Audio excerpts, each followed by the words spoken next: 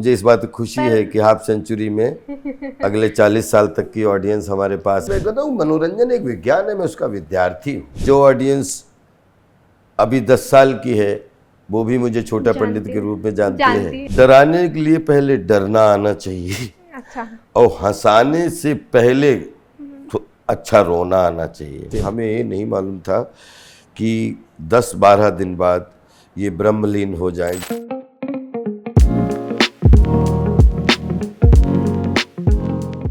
Hi, this is Tanu and welcome to Peeping Moon. आज हमारे साथ हैं एक कमाल के अभिनेता और उससे भी कमाल के व्यक्ति राजपाल यादव, जिनकी फिल्म भूत बंगला 10 अप्रैल को सिनेमाघरों में दस्तक दे रही है। तो चलिए जानते हैं कि कैसी है तैयारी। Welcoming you at peeping moon. Thank you, thank you. कैसा रहा ये पूरा शूट? और ट्रेलर बहुत ही मज़ेदार है, बट हॉरर कॉमेडी ये तड़का अपने आप में बहुत वायरल है, और प्रियदर्शन के साथ हो तो और भी ज़्यादा बढ़िया है। तो कैसा रहा आपके लिए? बड़ा कमाल का अनुभव रहा। प्रियन जी के साथ जो है ये डिटेलिंग वर्क और कॉमिक हॉरर बड़ा कमाल का कॉम्बिनेशन है, कॉमेडी ऑफ एरर का। प्रियन जी बड़े जादूगर हैं इस मामले में कि क्या क्राफ्ट बनना है, क्या स्टोरी, कैसे एंटरटेनमेंट। तो एंटरटेनमेंट के माध्यम से प्रियन जी ने जो भी एक्सपेरिमेंट किए हैं 99% सब सुपर डुपर मेगा हिट रहे हैं। तो भूत बंगला भी जैसा कि आपने बताया कि अलग तरीके की एक हॉरर कॉमेडी भूत एक बंगले में है। और आई होप कि जिस तरीके का क्राफ्ट उन्होंने बनाया है, प्रियन जी खुद इतने वेल एजुकेटेड स्टैब्लिश्ड डायरेक्टर हैं पूरे देश में कि आज एक नहीं 70 फिल्में उन्होंने सुपर हिट दी हैं।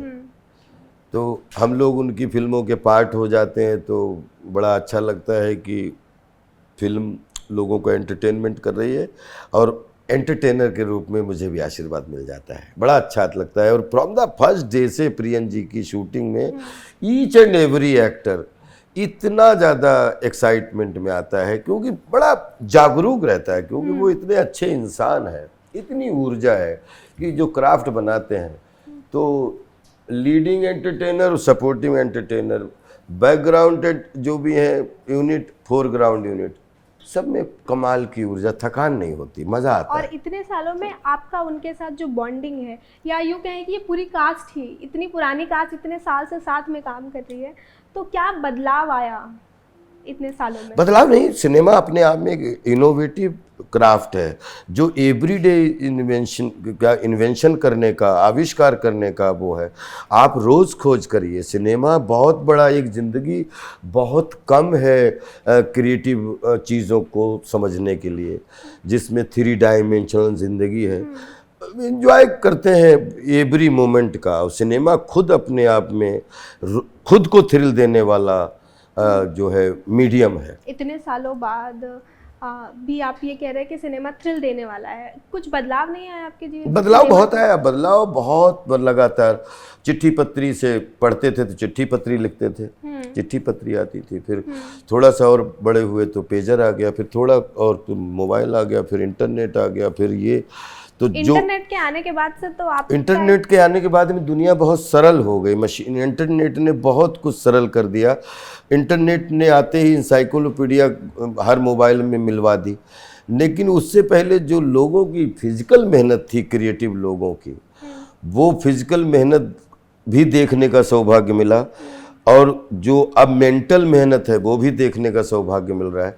तो इन चेंजेस में हम हर समय स्टूडेंट के रूप में रहे, क्योंकि आपके ज़माने में इंटरनेट आया, तो हमारे ज़माने में अगर इंटरनेट नहीं था तो आपके ज़माने में आप छोटे हैं, इंटरनेट का मज़ा ले रहे हैं, हम थोड़े बड़े हैं, हम भी इंटरनेट का मज़ा, तो हमारी और आपकी उम्र एक हो गई इंटरनेट के माध्यम से। और इंटरनेट के आने के बाद आया है एक, कहते हैं ना, इंटरनेट पे एक इमेज बनी है कि मीम जब बनते हैं किसी भी तरह के तो आपको बहुत वायरल करते हैं। आज भी हम लोग बातचीत की भाषा में आपकी इमेजेस को या इस्तेमाल करते हैं। तो नहीं, थैंक यू सो मच। बहुत ये 20 साल 2000 से 2020 तक रात दिन फिल्में करना, और जब ये कोरोना काल में जब सही रूप से सोशल मीडिया जवान होने लगी तो उसको सजाने संवारने सींचने में हमारा भी फ़ोटो एक बहुत अच्छे टीम 11 के रूप में बच्चों बच्चियों ने और यूट्यूबर इन्फ्लुएंसर या जो भी जितने भी मोटिवेटर हैं या वो इंटरनेट के माध्यम से उन्होंने खूब उपयोग किया।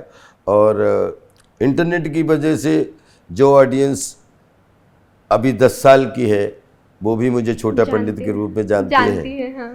और जो बड़े हैं वो हमें पहले से जानते हैं।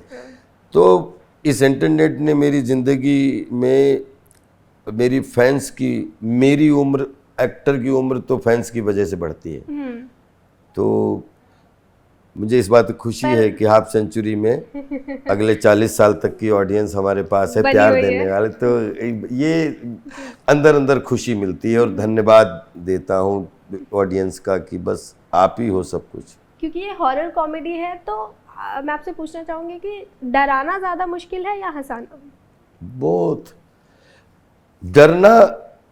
डराने के लिए पहले डरना आना चाहिए। अच्छा। और हंसाने से पहले तो अच्छा रोना आना चाहिए, क्योंकि डर और हंसी ये दोनों एक ही जगह से निकलते हैं।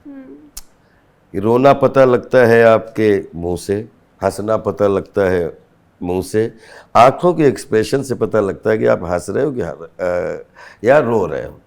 तो मुझे लगता है जितना डराना सरल है, हंसाना सरल है, रुलाना सरल है, लेकिन इन तीनों में कोई बहाना नहीं है। पहले खुद पे इनको एक्सपेरिमेंट करना ज़रूरी है, ताकि जब आप हंसना, रोना और डरना सीखते हो तो दुनिया के डर, हंसी और खेल उनको पढ़ते हो, तब पता लगता है कि नहीं। पर आप क्या खुद भी भूत और ऐसा डर में विश्वास करते हैं? विश्वास करना ही पड़ेगा, क्योंकि हजारों साल से इतने नॉवेल, कथा, कहानियाँ ये, क्योंकि भूत जो हैं वो भूत नहीं, ये पॉजिटिव और नेगेटिव एनर्जी हैं और इनको लेके विज्ञान से लेके आज तक बहुत सारी चीज़ों पर रिसर्च हुई है। आपको कोई पर्सनल एक्सपीरियंस रहा है? एक बार हम लोग शाहजहाँपुर में पढ़ते थे, मैंने बताया कि हम लोग जा रहे थे, थोड़ा सा अंधेरा था, तो हम दो बच्चे थे, एक छन्नू और हम लोग, तो ऐसा लगा कि कोई बहुत बड़ी आकृति इधर आ रही है ऐसे चलती हुई अंधेरे में। हम लोग चीख के भागे और लोग वहीं पे खड़े होके, वहाँ कुछ नहीं था। तो मुझे लगता है कि आकृतियाँ पॉजिटिव निगेटिव वाइब्रेशन हवाएं तो होती हैं लेकिन हम लोग जो फिल्म के माध्यम से दिखाते हैं, इसके पीछे आपको डराना नहीं, आपका लोगों को डराने का एक बहाना, मतलब मनोरंजन करना है। मनोरंजन करने के लिए ही फिल्में, और आपको अच्छी जो है 2 घंटे आपको थ्रिल मिले और खूब हंसी आए और आप जो है एंजॉय भी करें। और हॉरर रहेगा, हजारों साल से चला आ रहा है और हॉरर एक ज़िंदगी का जॉन है, चलता है। ट्रेलर में एक सीन है जो बहुत ही हृदय विदारक है। असरानी जी अक्षय कुमार को हक करते हैं। आई थिंक उस वक्त वो बहुत बीमार थे फिल्म के दौरान। जी। आप लोग का क्या सेट पर मिले आप लोग? जी हकरे ने खाना खाया एक टेबल पे और असरानी सर बिल्कुल प्रॉपर होश में, प्रॉपर अच्छे से उन्होंने अपना पूरा सीन बहुत अच्छे से, हमें ये नहीं मालूम था कि 10-12 दिन बाद ये ब्रह्मलीन हो जाएंगे। मतलब जब फिल्म की थी, फिर थोड़े जब आए तो लास्ट फिल्म उनके साथ में भूत बंगला थी और उसके बाद में फिर दर्शन हुए, न्यूज़ मिली। तो वो जिनको हमने बचपन से फट्टा टाकी से लेके आज तक उनके साथ 20 साल काम किया, वो उनको लेजेंड, पॉपुलर लेजेंड के रूप में देखा और उनके साथ में अंतिम फिल्म, और वो अभी नहीं है। लेकिन जब तक भारतीय सिनेमा है, असरानी जी अमर हैं, जाना तो सबको ही है और वो अपना काम करके गए हैं बहुत ही। मेरे दोस्त ने एक सवाल दिया है कि भूल भुलैया और भूत बंगला में क्या डिफरेंसेस हैं, क्योंकि कंपैरिजन जो हो रहे हैं। 10 तारीख को देख लो, 10 तारीख को मिल जाएगा क्या डिफरेंस है। बस मैं भी चाहता हूँ कि फिल्म अलग है तो मेंटालिटी अलग होगी, लेकिन मेंटालिटी उसमें और इसमें आपको 10 तारीख को क्योंकि कैरेक्टर अलग, सिचुएशन अलग, सब कुछ अलग, कहानी अलग, सब कुछ अलग, क्राफ्ट अलग, बहुत डिफरेंट फिल्म है वो। एक बहुत ही प्रियन जी की एक बहुत ही भूल भुलैया वन बनाई हुई एक अलग, जिसमें मुझे क्या मतलब प्यार मिला है, और भूत बंगला एक अलग जो जॉनर की फिल्म है, लेकिन जॉनर जो है कॉमिक हॉरर है, लेकिन क्राफ्ट जो है वो एक अलग कहानी का देखने को मिलेगा, अच्छा लगेगा आपको। आपकी बात करूँ तो आप कितने सालों से कॉमेडी एक जॉनर है जिसको बहुत जकड़े हुए हैं। नहीं, मैं तो But लकीस्ट बन खूब अर्ध निगेटिव। में भी मुझे आपका काम अर्ध बहुत काम चालू है, अपूर्वा, ये बहुत सारी फिल्में अभी रिलीज हुई, कि भूल भुलैया 3 भी रिलीज हुई, तो ये भी रिलीज। तो मुझे वैरायटी खोजने की आदत है और मैं कोशिश करता रहता हूँ कि अलग अलग मुझे कैरेक्टर। खासकर कटहल में भी आपका काम बहुत ही कमाल हाँ, का हाँ, लगा हाँ, था, चाहे वो मेरा cute एक film। पसंदीदा है रीसेंट कामों में आपके।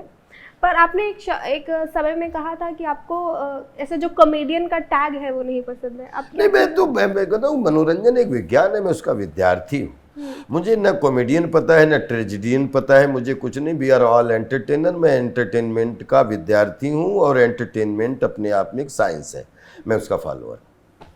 Thank you so much. Thank you, God bless.